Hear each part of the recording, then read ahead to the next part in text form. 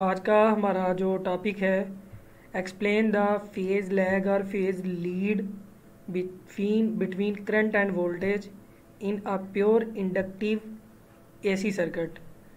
अब हम जो यहाँ पे डिस्कस करने जा रहे हैं वो हमारे पास टॉपिक है कि जब हम एसी करंट जो है या एसी जो ईएमएफ है वो किसी इंडक्टर के क्रॉस अप्लाई कर देते हैं तो उसके इंडक्टर के क्रॉस एक पोटेंशियल जनरेट हो जाता है जिसको हम यहाँ पे वोल्टेज का नाम देंगे और उसके पोटेंशियल जनरेट होने से वहाँ उसके अंदर से करंट पास करेगा और उसको हम यहाँ पे करंट का नाम देंगे, एसी करंट, या इसको एसी वोल्टेज का नाम देंगे। तो आज हमने यहाँ पे डिस्कस करना है कि वोल्टेज और करंट का आपस में क्या रिलेशन है, कौन सी चीज़ यहाँ पे लैग करती है, कौन सी चीज़ यहाँ पे लीड करती है करंट और वोल्टेज दोनों के दरमियान में से। साथ ही हमने यहाँ पे डिस्कस करना है आल्सो ड्रा फेज़र डायग्राम, और साथ ही साथ हमने वोल्टेज और करंट की फेज़र डायग्राम, इसकी वेक्टर डायग्राम जो भी हमने यहाँ पे ड्रा करनी है। What is the power dissipation in inductor, और इंडक्टर के अंदर से जब एसी करंट पास होता है तो उसके अंदर कितनी पावर का लॉस आता है, उसके अंदर कितनी पावर लॉस होती है, तो उसको भी हम यहाँ पे डिस्कस करेंगे। सबसे पहले एसी थ्रू इंडक्टर की एक डायग्राम जो है उसकी हेल्प से मैं आपको एक्सप्लेन कर देता हूँ। हमारे पास ये सर्किट के अंदर देखें, सबसे पहले यहाँ पे लगा हुआ है, ये हमारे पास ईएमएफ है जो कि यहाँ पे एसी वोल्टेज सोर्स है या एसी हमारे पास ईएमएफ है।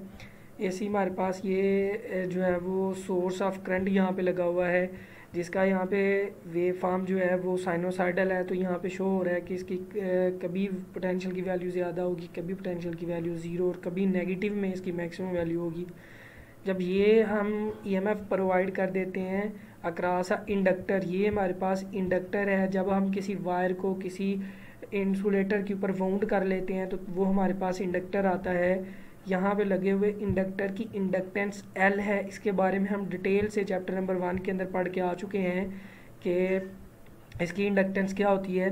तो ये हमारे पास सिंपली एक इंडक्टर है जिसको हमने सीरीज़ में इस ईएमएफ के साथ अटैच किया हुआ है। अब होता क्या है कि जब इस इंडक्टर को इसके साथ अटैच किया जाता है तो इसका यहाँ से एक पोटेंशियल जनरेट होता है जो कि इस इंडक्टर के क्रॉस पोटेंशियल आता है, इसको हम वी एल पोटेंशियल का नाम देते हैं। वी हमारे पास जो है वो पोटेंशियल है जबकि एल यहाँ पे इंडक्टर है, तो इस वजह से हमने यहाँ पे वी एल का नाम दिया।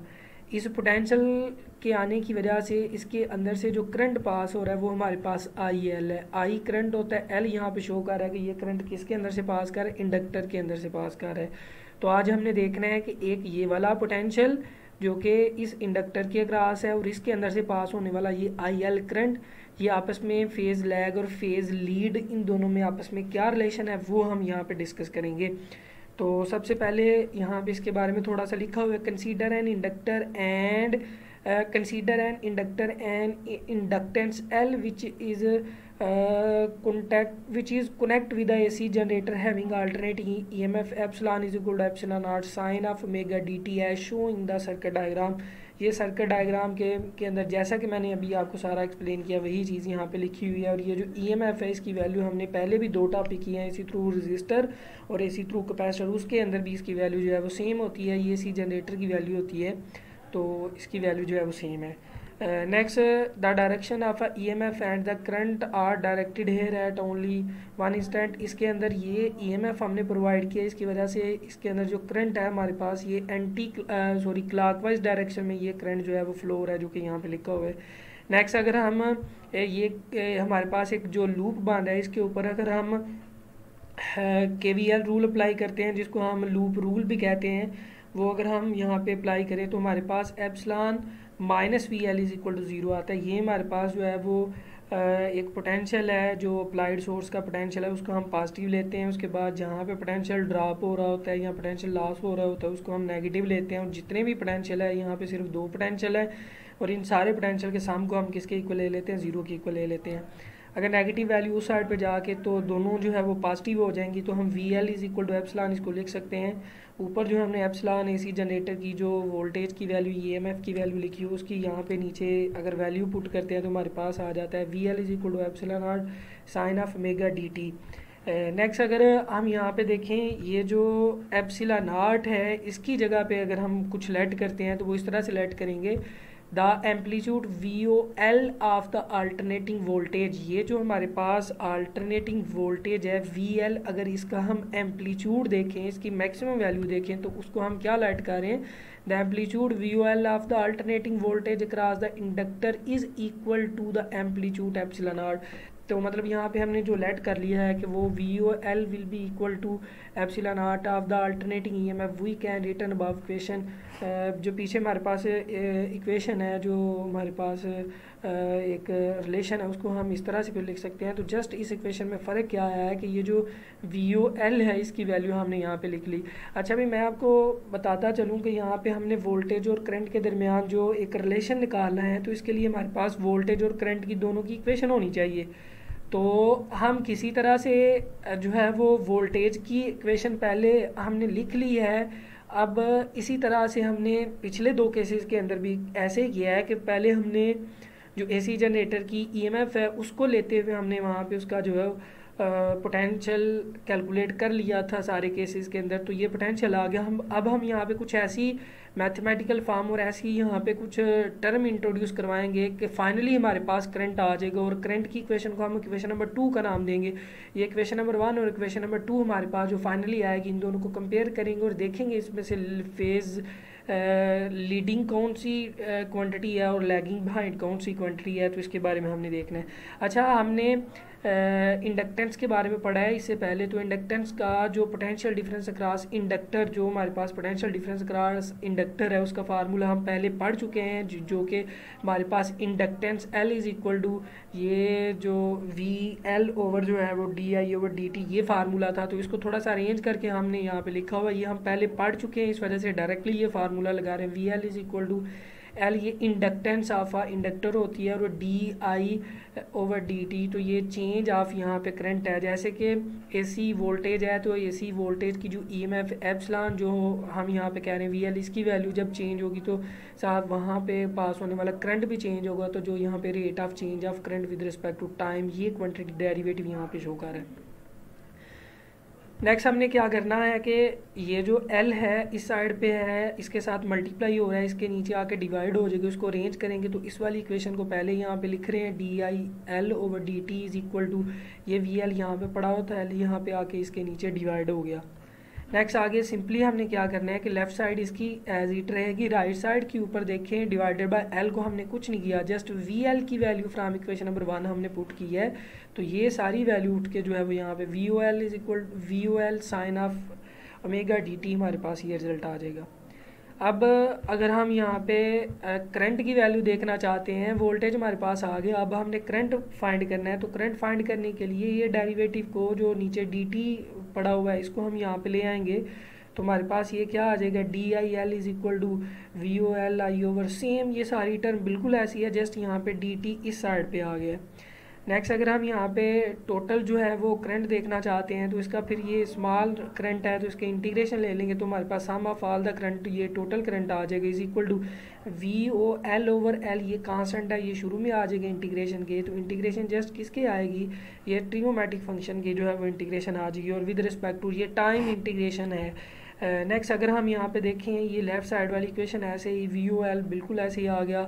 साइन ओमेगा डी टी की अगर हम यहाँ पे डेरिवेटिव लेते हैं, इंटीग्रेशन लेते हैं, तो माइनस काज आता है, माइनस शुरू में आ गया, काज एज इट आ गया। जस्ट यहाँ पे फ़र्क क्या है कि जो हमारे पास यहाँ पे ट्रिगोमेट्रिक फंक्शन होता है साइन है, तो ये माइनस काज में कन्वर्ट हो गया, और साथ यहाँ पे जो और हमने यहाँ पे इंटीग्रेशन लेनी, हमने ये एक रूल पढ़ा हुआ है कि जब भी हम किसी भी क्वांटिटी की या किसी ट्रिगोमेट्रिक फंक्शन की इंटीग्रेशन करते हैं तो वो किसी और ट्रिगोमेट्रिक फंक्शन में कन्वर्ट हो जाता है। और नेक्स्ट आगे जो इसका पढ़ा होता है एंगल पड़ा होता है, इसका हम यहाँ पे इंटीग्रेशन डेरिवेशन लेके तो उसको डिवाइड कर देते हैं। तो यहाँ पे अगर हम देखें साइन का integration minus cos omega D T आ गया, इसके एंगल की जब हम यहाँ पे डेरिवेशन लेते हैं तो ये ओमेगा डी टी आएगा, और इस ओमेगा डी टी से हमने इस इक्वेशन को क्या करना है, डिवाइड करना है। तो यहाँ पे देखें V O L divided by L, और साथ ये जो वी ओमेगा डी आया ये बेसिकली इसके फार्मूले से ही यहाँ पे इंट्रोड्यूस हुआ है।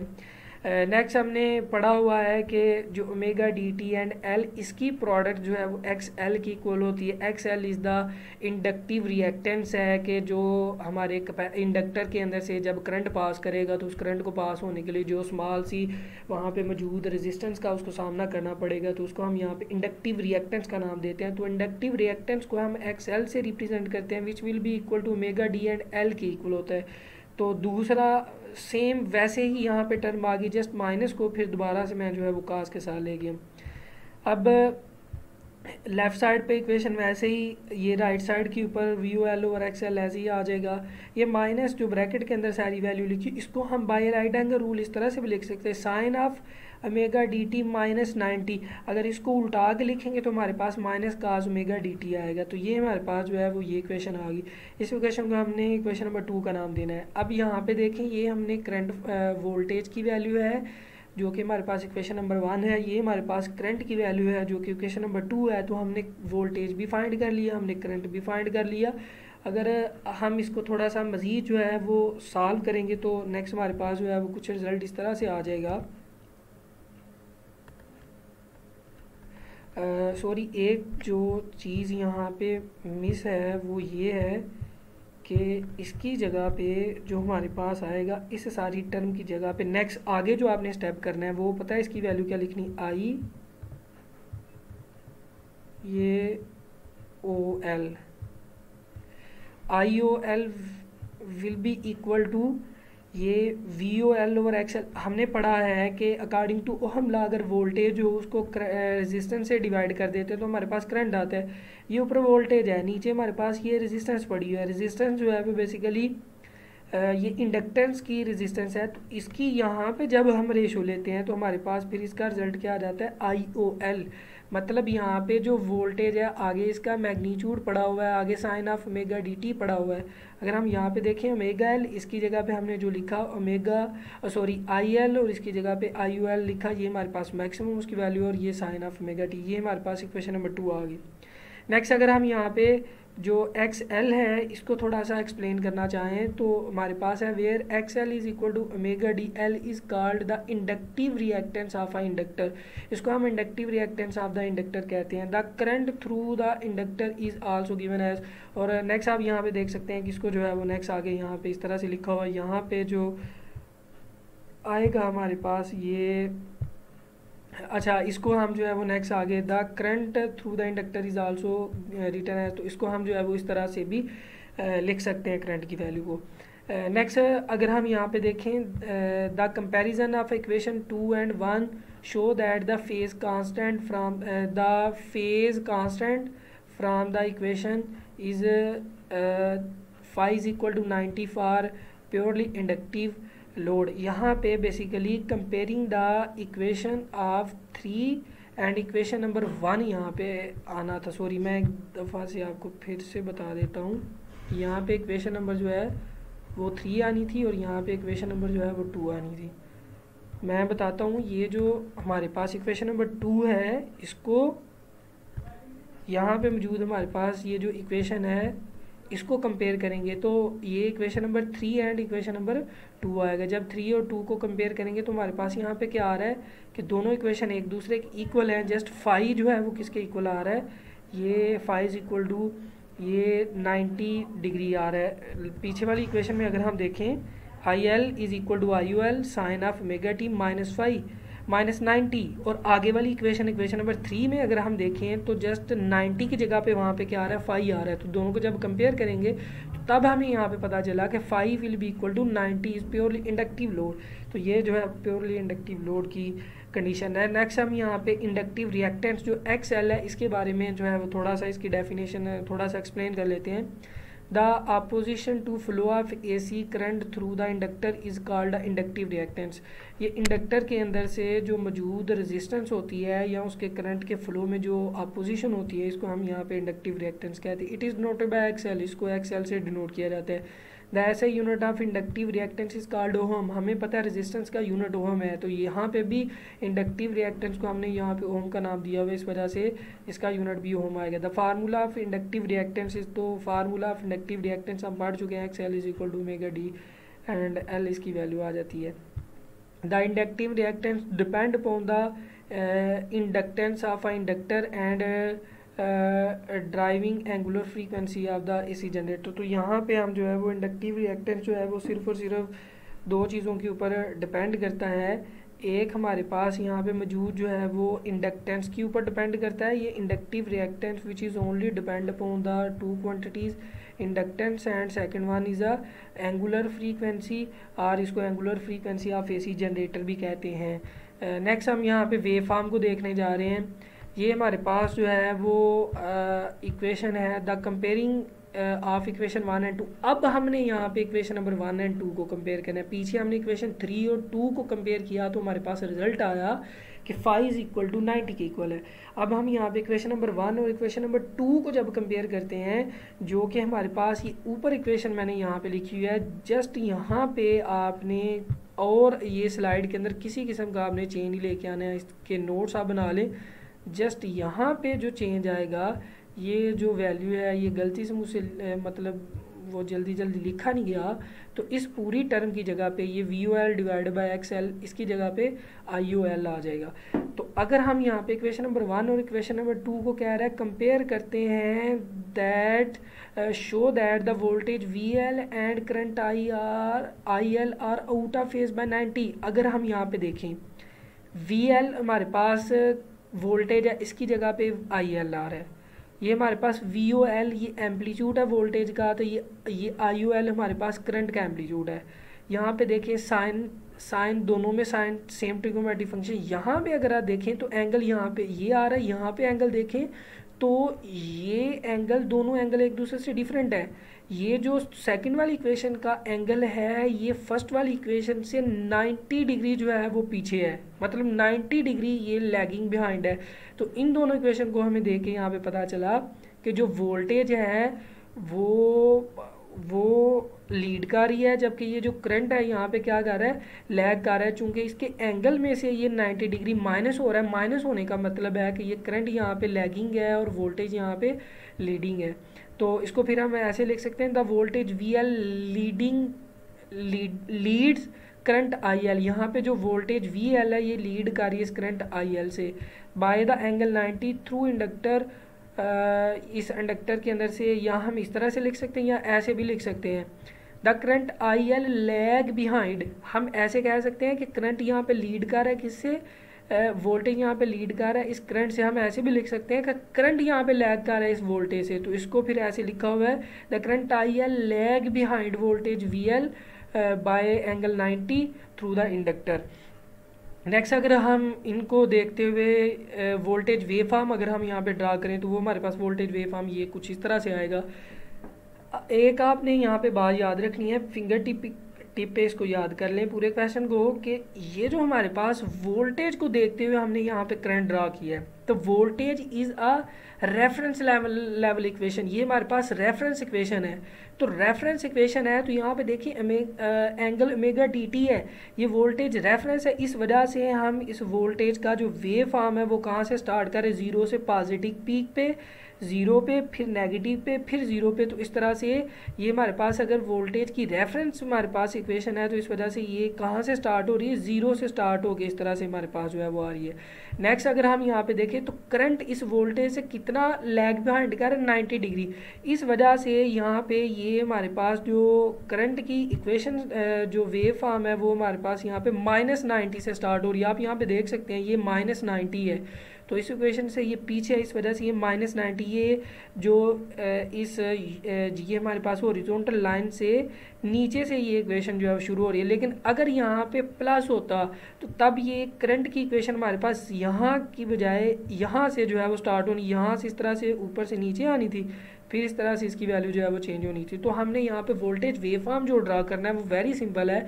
जो हमारे पास रेफरेंस इक्वेशन है उसका हम जो वेव फॉर्म ड्रा करेंगे वो रेगुलरली जैसे हम ड्रा करते हैं, ज़ीरो से पॉजिटिव पीक, इस तरह से हम ड्रा करते हैं।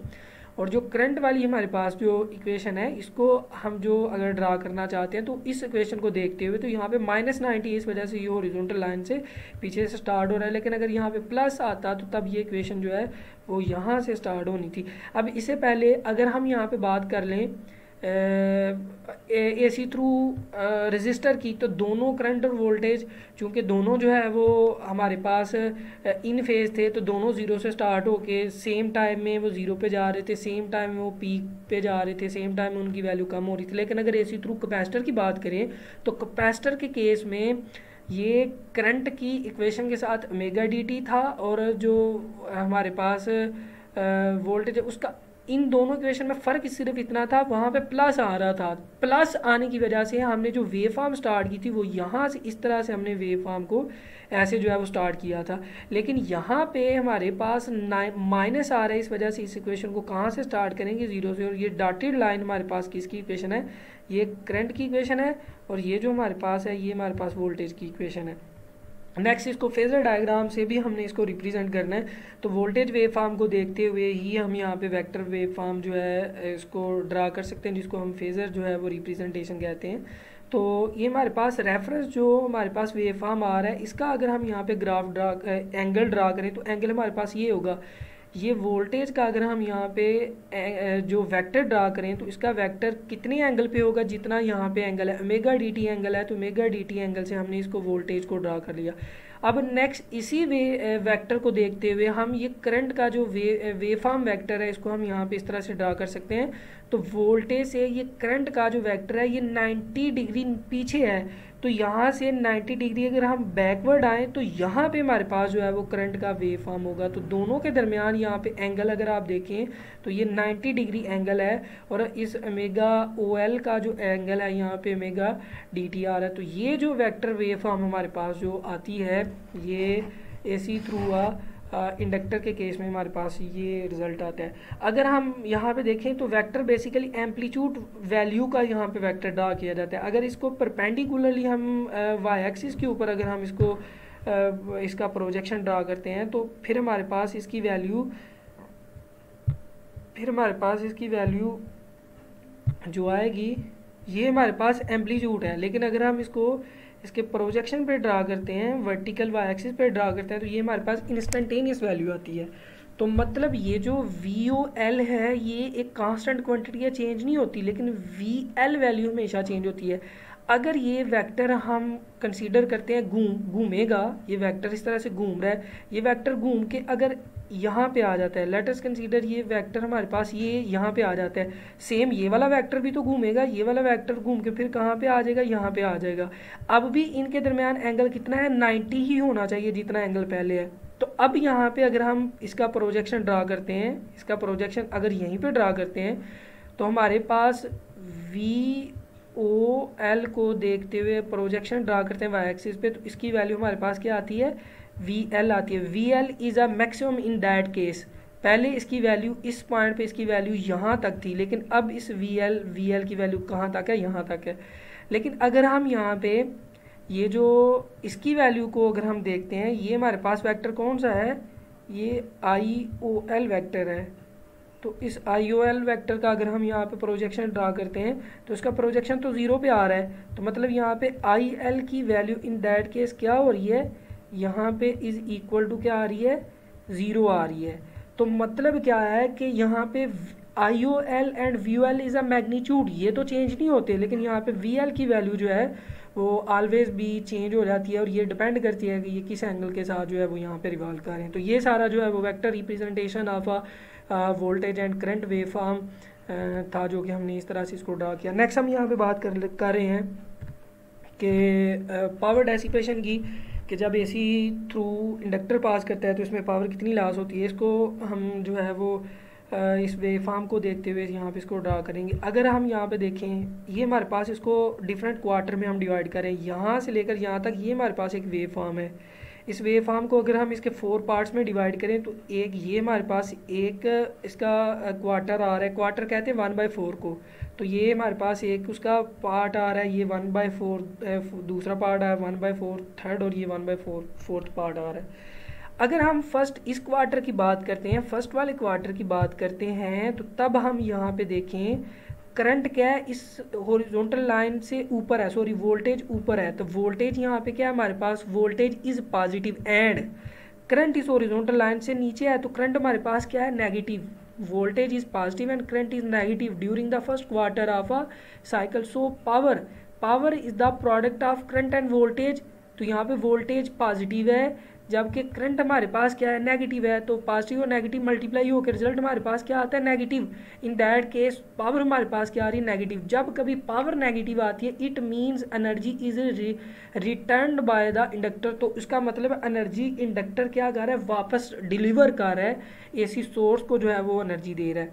नेक्स्ट अगर हम बात करें इसके सेकंड जो है वो क्वार्टर की, अगर हम बात करें तो उस वक्त सेकंड क्वार्टर हमारे पास ये है।